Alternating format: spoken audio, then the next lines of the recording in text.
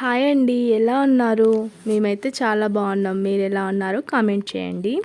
ఈరోజు మా ఊళ్ళో వర్షం పడుతుంది. పిల్లలు వేడివేడిగా పకోడీ చేయమని అడిగారు. సరే పిల్లలు అడిగారు కదా, ఎందుకు కాదనమని పకోడీకి పిండి కలుపుతున్నాము. మేమైతే హడావుడి ఏమీ లేకుండా చాలా సింపుల్గా ఈజీగా పకోడీ చేస్తాము.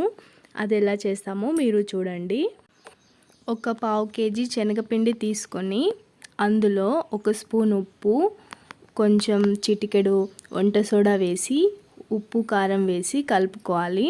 తర్వాత గుప్పెడన్ని ఉల్లిగడ్డలు తీసుకొని సన్నగా పొడుగ్గా కట్ చేసుకొని వాటిని బాగా స్మాష్ చేసినట్టుగా పిసుకుతూ పిండి కలపాలి. అలా కలిపినట్లయితే పకోడీ చాలా టేస్టీగా మంచిగా ఉల్లిగడ్డ స్మెల్ తోటి చాలా బాగుంటుంది అన్నమాట. నార్మల్గా కలిపితే ఆ టేస్ట్ ఉండదు. మనకి వాటర్ కూడా ఎక్కువ పట్టదండి. ఉల్లిగడ్డల్లో కొంచెం వాటర్ ఉంటాయి కదా, మామూలుగా కొన్ని వాటర్ పోసుకుంటే సరిపోతుంది. వీడియోలో చూపిస్తున్నట్టు కొంచెం కొంచెం పిండిని నూనెలో వేయించుకుంటే పకోడీలు రెడీ. కొంచెం ఎర్రగా కాల్చుకుంటే చాలా బాగుంటాయి. ఉల్లిగడ్డలు కొంచెం మాడిపోయినట్టు వస్తే కరకర అంటూ చాలా బాగుంటుంది. మేమైతే ఈ విధంగా చేసుకుంటాము. మీకు నచ్చితే లైక్ చేయండి, షేర్ చేయండి, కామెంట్ చేయండి. Thank you.